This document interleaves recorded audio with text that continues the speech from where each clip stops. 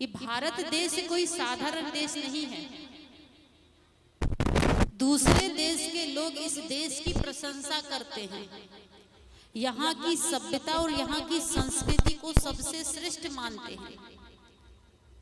पर आज हम भारत के होकर, भारतीय होकर भारत की संस्कृति से दूर भागते जा रहे हैं। आज हमारे बेटा बेटी भारत की संस्कृति नहीं अपनाते। भारत में रहते जरूर हैं, लेकिन भारत की संस्कृति आज हमारे बेटा बेटी के अंदर में नहीं है। भारत का संस्कार, भारत की सभ्यता हमारे देश से लुप्त होते जा रही है, नष्ट होते जा रही है। उसका कारण क्या है? हमको पाश्चात्य सभ्यता और पाश्चात्य संस्कृति की हवा लग गई है, चाहे वो मोबाइल के माध्यम से हो या टीवी के माध्यम से। हम जब सुबह उठते हैं तो ब्रश करते हैं, फर्स्ट काम। अब ब्रश करेंगे तो कौन सा पेस्ट करेंगे? कोलगेट। 90% लोग कोलगेट ही करते हैं। और कोलगेट क्यों करते हैं? क्योंकि हम कोलगेट का एडवर्टाइज बहुत देखते हैं, विज्ञापन देखते हैं टीवी में। Close up, Colgate. अमेरिका का सबसे घटिया, सबसे खराब पेस्ट है कोई तो वो है कोलगेट। अब भारत का नंबर 1 कोलगेट। जो विदेश में रिटायर हो जाता, फेंक दिया जाता, उसको हमारे देश में बड़ी अच्छे से उसको अपनाया जाता है। एक दिन मैं अमेरिका का मार्केट देख रही थी, शॉपिंग मार्केट, जहां पर सब सामान होता है। जैसे इधर भी मार्केट होता है या सेल होता है, जहां पर सारी चीज होती है, ऐसे वहां का मार्केट मोबाइल से देख रही थी। मार्केट में क्या क्या चीज होती है। तो उस मार्केट में दतून रखी हुई थी। दतून तो सब समझते होंगे। दतून नीम का रखा हुआ था मार्केट में पैकिंग करके, और उसमें प्राइस लिखी हुई थी कि एक दतून की कीमत 250 रुपया। अमेरिका में नीम का दतून नहीं होता। एरोप्लेन से नीम का दतून विदेश निर्यात होता है, यहाँ से विदेश जाता है। और विदेश का घटिया से घटिया कोलगेट यहाँ पर आता है। यहाँ की दतून एरोप्लेन से पैकिंग होकर विदेश जाती है। वो 250 रुपया की एक आधा फीट की बिकती है। हम दतून करना पसंद नहीं करते, हम सोचते हैं ओल्ड फैशन है। दतून जो करेगा उसको कभी दांत की बीमारी नहीं होगी। इसलिए विदेश ने भारत की पूरी दतून जो नीम है, नीम का पेड़ का ही पूरा खरीदी कर लिया है। यहाँ से कटिंग होके नीम की दतून जाती है। एक तो ये छोटी सी बात है कि हम अपने स्वदेश से कितने दूर हैं। देश में तो है, भारत में तो है, लेकिन भारतीय नहीं बचे। अब जब भोजन ब्रश करने के बाद दूसरी बात होती नहाने की, तो नहाएंगे किस साबुन से? Lux, Lifebuoy. लाइफबॉय विदेश में कुत्ता को नहाने की साबुन है, जो हमारे यहाँ बहुत ज्यादा चलती है। वहां कुत्ता को नहलाया जाता है। नहाने के बाद जब हम तब तैयार होते हैं तो हमको क्रीम और परफ्यूम जो लगाते वो भी विदेशी, भारतीय नहीं, सेंट जो लगाते हैं। इसके बाद जब नहा धो के तैयार हो गए तो कपड़ा पहनेंगे तो वो भी विदेशी। सूट बूट टाई लगाए बिना स्कूल कोई बच्चा नहीं जा सकता। विदेश में टाई इसलिए लगाया जाता क्योंकि वहां का मौसम ठंडा रहता है, बहुत ठंडा, इसलिए गला से हवा ना घुसे करके उसको पैक कर दिया जाता है, टाई से कस दिया जाता है। अब भारत का मौसम ऑलरेडी गर्म है, उसको चाहिए खुला गला। जैसे यहाँ के बुजुर्ग लोग कमीज पहनते थे, कुर्ता पहनते थे, कि जब लगे खोल दीजिए, जब लगे तो बंद कर दीजिए। लेकिन गर्मी हो चाहे ठंडी, हमारे बेटा जाएंगे तो टाई लगा के, चाहे उसको कितनी गर्मी हो, चाहे कितनी घुटन हो, जूता और मोजा पहनना जरूरी है, क्योंकि ये हमारे स्कूल का नियम बन गया है। तो कपड़े भी विदेशी। और जब नाश्ता की बात होती, खाने की बात हुई, तो क्या खाएंगे? चाउमीन, मैगी, नूडल्स, जो सड़े हुए मैदा से बनती है, जिसको खाने से पेट में अल्सर की बीमारी, कैंसर की बीमारी और बवासीर की बीमारी होती है। बीच में ये सरकार ने इस पर प्रतिबंध लगाया था क्योंकि इसमें कुछ सुअर का मांस भी मिला हुआ होता है करके अफवाह चली थी। उसमें फाइबर नहीं होता, बच्चे का पेट जरूर भरेगा लेकिन उससे रस नहीं बनेगा, और जब रस नहीं बनेगा तो रक्त नहीं बनेगा, रक्त नहीं बनेगा तो बच्चे का विकास नहीं होगा। आपका बच्चा खाता जरूर आज सब कुछ, लेकिन उसको खून नहीं है, ताकत नहीं है। ताकत और खून किससे होगा? जब वो हरी साग खाएगा, फ्रूट खाएगा, सलाद खाएगा। भारत के देश की साग और सब्जी में जो ताकत है वो मांस में भी नहीं है। बहुत लोग कहते हैं और डॉक्टर भी लिखते हैं आजकल कि अंडा खिलाइए, मांस खिलाइए, मछली खिलाइए। घोड़ा को कभी मांस मछली खाते देखा है? पर आपको और घोड़ा को दौड़ा दिया जाए तो कौन जीतेगा? आप जीतिएगा नहीं। हाथी को देखा है? आप कितना ही मांस मछली खाइए पर आपका शरीर हाथी जैसे नहीं हो सकता। हाथी कभी मांस मछली नहीं खाता, उसका शरीर देखिए। इसलिए भोजन खाइए हिंसा रहित। आप हिंसा करके जो भोजन खाते हैं, बनाते हैं, आपके अंदर की दया, करुणा, ममता, कोमलता सब नष्ट हो जाती है। आपके अंदर क्रूरता, हिंसा, कठोरता पैदा होती है और यही कठोरता का संस्कार आप अपने बच्चे को देते हैं। जब माँ की ममता ही खत्म हो जाएगी तो बच्चे को कौन सा संस्कार मिलेगा? बच्चा जो जन्म लेता आजकल बड़ा क्रूर, हिंसक, कठोर, लड़ाकू, जिद्दी, झगड़ालू। क्यों? क्योंकि माँ के अंदर में हिंसा का संस्कार, काट के, पीट के, मार के जो भोजन बनाया जाता है वो भोजन मानव का भोजन नहीं, वो दानव का भोजन है। मानव का भोजन क्या है? शुद्ध शाकाहारी भोजन, वेजिटेबल भोजन, वैष्णव भोजन की। अब बिहार में तो हम सुने कि यहाँ तो ब्राह्मण भी हिंसा करता है। हमारे यहाँ तो ब्राह्मण लहसुन प्याज भी नहीं खाता, यहाँ तो ब्राह्मण बलि करता है। देवी कभी बलि नहीं मांगती क्योंकि देवी के सब बच्चे हैं, हम भी बच्चे हैं, हर जीव बच्चा है, उसका हर एक जीव प्राण ही बेटा है। और जब देवी मांग ली, मान लो दे दिए तो सारा उसी को दे देना चाहिए, ऐसा नहीं होता। इधर बलि होती, इधर मसाला तैयार होता है। नाम देवी का लेते हैं लेकिन खाता कौन है? खाता आदमी। आदमी को कभी नहीं खाना चाहिए। एक बार पार्वती जी पूछती है शंकर भगवान से कि भोले बाबा ये बताइए कि दानव की, राक्षस की पहचान क्या है? दानव किसे कहेंगे, राक्षस किसे कहेंगे, इसकी पहचान क्या है? रामचरितमानस में आया है। तब भगवान शंकर ये नहीं कहते कि जिसके बड़े बड़े दांत हो, बड़े बड़े सींग हो, बड़े बड़े बाल हो, बड़े बड़े नाखून हो, वो दानव है, ये बात नहीं कहते। भगवान शंकर कहते हैं कि खाए कबाब शराब सरोजा, निस्दिन करही पर नारी ने खोजा, मानहि मात पिता नहीं देवा, साधुन से करावही सेवा, जिनके अस लक्षण भवानी सो निश्चर सम जानो प्राणी। जो मांस मछली अंडा खाता है, खाए कबाब शराब सरोजा, जो शराब पीता है, निस्दिन खोजहि पर नारी के ऊपर अपनी पत्नी को छोड़कर अगर पर की पत्नी पर आप कुदृष्टि डालते हैं तो ये भी राक्षस की, दानव की, दैत्य की निशानी। मानहि मात पिता नहीं देवा, जो अपने माता पिता को देवी देवता नहीं मानता वो मानव है ही नहीं। ये मेरी भाषा नहीं है, ये शंकर भगवान पार्वती जी को बता रहे हैं। मानहि मात पिता नहीं देवा, साधुन से करावही सेवा, जो संतों से सेवा लेता है, जिनके अस लक्षण भवानी सो निश्चर सम जानो प्राणी। वही निश्चर है, वही दानव है, वही राक्षस है, वही शैतान है, जिसमें ये दुर्गुण है। ये परिभाषा भगवान शंकर पार्वती जी को बताते।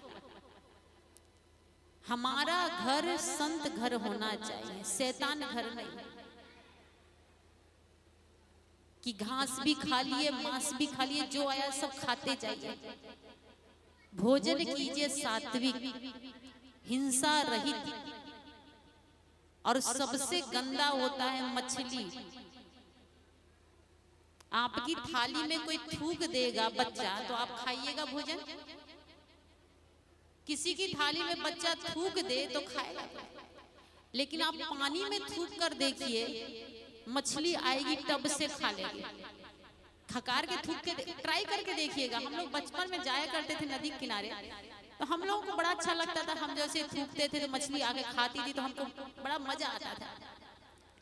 आप लोगों का भोजन जिसका फेवरेट मछली होगा, तो मछली का भोजन फेवरेट है खकार, थूक, लेटरिन, बाथरूम और मुर्दा।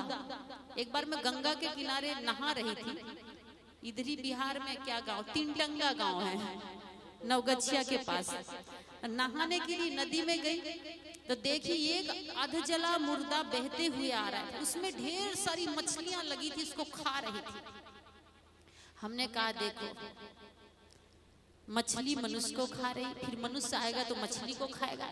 घर में बाप मर जाए, माँ मर जाए, बेटा मर जाए तो आदमी गंगा घाट ले जाता है, गंगा जल लाता है, ब्राह्मण को लाता है, शुद्धिकरण करवाता है कि छुआ लग गया। और जब मछली पता नहीं किस किस का मुर्दा खाया, किस किस की गंदगी खाई, किस किस की पता नहीं क्या खाई होगी, कोई ठिकाना नहीं। गंदगी ही मछली का भोजन है। कभी अच्छी चीज मछली नहीं खाती। रसगुल्ला डाल के देखिएगा, कभी मछली नहीं खाई। अच्छी चीज डाल के देखना, आप कभी मछली नहीं खाई। गंदी चीज डालिएगा तुरंत खा लेगी। और उस गंदगी को आदमी अपने पेट में रखता है। घर में गंदगी हो गई, कोई मर गया तो उसको कहते मुर्दा, शमशान घाट ले जाइए। और शमशान घाट ले जाकर जल्दी उसका काम कीजिए। अब बाहर से मुर्दा लाते, उसको कहाँ गड़ाते? पेट में। आदमी का चलता फिरता पेट शमशान घाट बन गया। खाइए पर थोड़ा विवेक से खाइए। जो ताकत साग में है, मेथी का साग, अगर किसी को खून की कमी है तो मांस मत खाइए। मेथी का साग होता है ना, मेथी का जाता। और सबसे ज्यादा बत्थू के साग में खून बनता है। बत्थू का साग 1 महीना रेगुलर खा लीजिए, आपको ब्लड। चुकंदर खा लीजिए, पीट खा लीजिए, गाजर खाइए, मूली खाइए, बैगन, टमाटर, करेला, भिंडी, इतना सब्जी। 1 लाख खाने की चीज प्रकृति में है, 1 लाख। सिर्फ 3 चीज मत खाइए, मांस, मछली, अंडा। तो मैगी, चाउमीन, नूडल्स जो मैदा का बनता है उसको मत खाइए। आटा वाला खा सकते हैं, पतंजलि का आता है आटा का। कभी कभी हम लोग भी इमरजेंसी में महीने में 1 बार खा लेते हैं, जल्दी में। तो आटा वाला, उसमें फाइबर होता है, वो पचने में आपको नुकसान नहीं करेगा। एक बार एक बच्चे के पेट से मैगी काट के ऑपरेशन करके निकाला गया था। मैगी जल्दी पचता नहीं है, सड़ता नहीं है। फाइबर युक्त भोजन खाइए। फिर पीते हैं तो क्या पीते हैं? Coca Cola, Pepsi, Limca, Thums Up, Mirinda, Sprite. जबकि ये पीने की चीज नहीं है। आपको पीना है तो गन्ना का जूस, मौसम्बी का जूस, एप्पल का जूस, अनार का जूस। पर लोगों को ये बड़ा महंगा लगता है। जितने भी कोल्ड ड्रिंक होते हैं उसमें सोडा होता है। सोडा पेट की अतड़ी को जलाता है। अगर आपकी टॉयलेट खराब हो गया है, लेटरिन बाथरूम सीट खराब हो गया है, तो कोको कोला डाल दीजिए, ब्रश चला दीजिए, सीट बिल्कुल क्लीन हो जाएगी, साफ हो जाएगी। इतना उसमें तेजाब होता है, इतना उसमें सोडा होता है। आपकी आंत बड़ी कोमल होती है, कभी भी कोल्ड ड्रिंक मत पीजिए, आंत को जला देता है। पेप्सी बोली, सुन कोको कोला, भारत का लोग है बड़ा भोला। विदेश से मैं आई हूँ, मौत को अपने साथ में लाई हूँ। लहर नहीं मैं जहर हूँ, किडनी और गुर्दों में गिरता कहर हूँ। छोड़ो नकल अब अकल पर जियो, जो कुछ पियो संभल के पियो। हम नकल करने की आदत है। टीवी में देखते हैं सलमान खान पी रहा, आमिर खान पी रहा है तो हम भी पीना शुरू कर देते हैं। आधा जीवन तो हम नकल पे जीते हैं, आधा जीवन कुछ जो समझदार हैं वो थोड़ा अकल पर जीते हैं। नहीं तो अधिकतर महिलाएं हो पुरुष हो नकल ज्यादा करते हैं। एक नकल पर याद आ गई मुझे, आज से 30 साल पहले की घटना है। राजीव दीक्षित का मैं बहुत बड़ी फैन हूँ। बचपन में उनका बहुत ज्यादा प्रोग्राम सुनती थी। पहले वो रील वाली कैसेट होती थी, तो 30-35 साल पहले की बात, 30 साल पहले की। मैं जब उनका प्रवचन सुन रही थी तो उन्होंने बताया कि हमारा भारत देश का लोग टीवी के विज्ञापन पर, एडवर्टाइज पर जीता है। जैसे विज्ञापन पे आया, मार्केट गया, तुरंत खरीद के ले आया।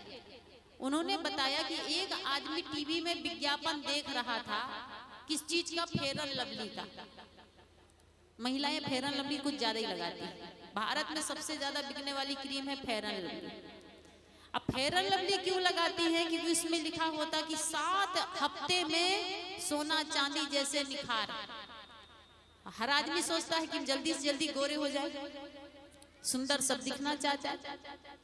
एक आदमी फेयर एंड लवली का एडवर्टाइज टीवी में देख रहा था, और जैसे ही उसने देखा तो काला आदमी था। उसके मन में हुआ कि कितना महंगा है, उस समय तो 10 रुपये में मिलती थी बड़ी क्रीम। तो गया दुकान, एक फेयर एंड लवली लेके आया। अब फेयर एंड लवली लाने के बाद में गाल में घिसना, मलना चालू किया। 7 दिन नहीं 7 महीना घिसा, पर काला आदमी गोरा नहीं हुआ। बाद में उसने कोर्ट में जाके FIR दर्ज कर दिया कि हम 7 महीना फेयर एंड लवली लगाए पर गोरे नहीं हुए। विज्ञापन में दिया गया था कि 7 हफ्ते में सोना चांदी जैसे निखार। एक काला गोरा ये आदमी प्रकृति से पैदा होता है, जन्म से होता है, बाहर से नहीं हो सकता। काला आदमी काला ही रहेगा, गोरा गोरा ही रहेगा। तो हम देखकर नकल करते हैं। तो मैंने कहा कि हमारी संस्कृति है देव संस्कृति। हमारा भोजन होना चाहिए सात्विक, शुद्ध होना चाहिए। प्रकृति से जुड़ के जितना आप रहेंगे उतना ही आप स्वस्थ रहेंगे, और जितना ही आप बाहर का भोजन कीजिएगा, डिब्बा पैक, पैकेट पैक, उतना ही आप बीमार पड़िएगा। हमारी संस्कृति क्या हमें शिक्षा देती है?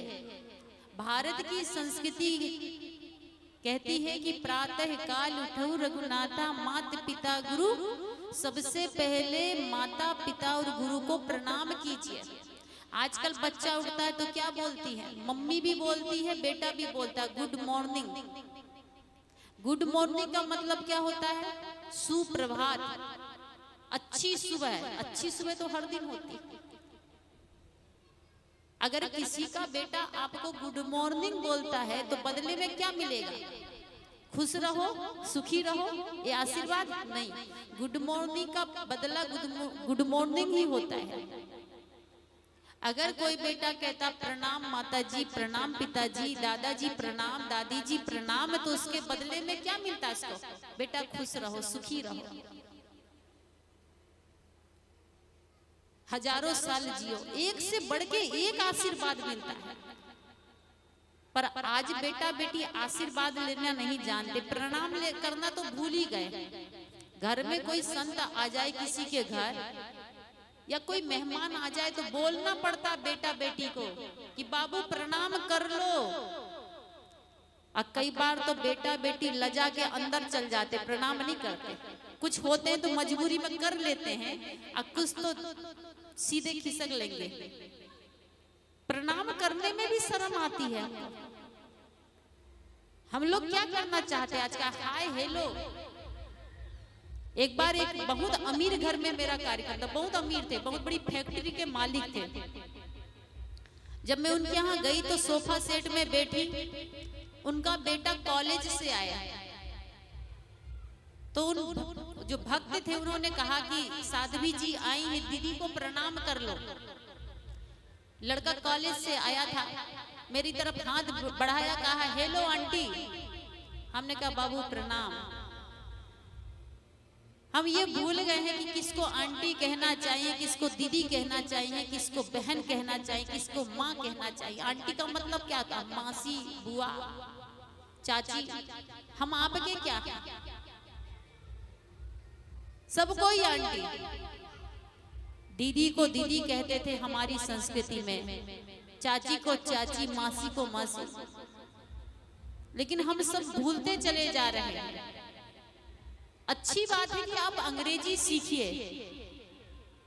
महात्मा गांधी ने कहा था कि अंग्रेजी सीखना अच्छा है, अंग्रेजी बोलना भी अच्छा है, पर हमारे जीवन में अंग्रेजी होना ठीक नहीं। हम जानकारी के लिए अंग्रेजी सीखें, जानकारी के लिए अंग्रेजी बोले, लेकिन हमारे जीवन में हिंदी होना चाहिए, कि हिंदी सबसे मीठी भाषा है, क्योंकि यहाँ पर मिठास, अपनापन जुड़ा होता है। मैं कह रही थी कि हमारी संस्कृति देव संस्कृति है, जहाँ पर सबसे पहले माता पिता को देवी देवता माना जाता है। भारत में सबसे पहले ग्रंथ बना ऋग्वेद। भारत का हिंदू धर्म का सनातन ग्रंथ कोई है तो ऋग्वेद है। ऋग्वेद के बाद यजुर्वेद, सामवेद, अथर्ववेद की रचना हुई। सबसे सनातन ग्रंथ हिंदू धर्म का है ऋग्वेद, और ऋग्वेद का सबसे प्रथम मंत्र है मातृदेव भव, पितृदेव भव, आचार्य देव भव। सोचिए, प्रथम धर्म ग्रंथ की रचना, प्रथम श्लोक माता देव से ही प्रारंभ होता है, मातृदेव भव। सोचिए, ऋषि मुनि संत महापुरुष कितने महान थे जिन्होंने अपनी संस्कृति से जोड़ने के लिए माँ से प्रारंभ किया। पहले ये नहीं लिखा कि पितृदेव भव, सबसे पहले मातृदेव भव।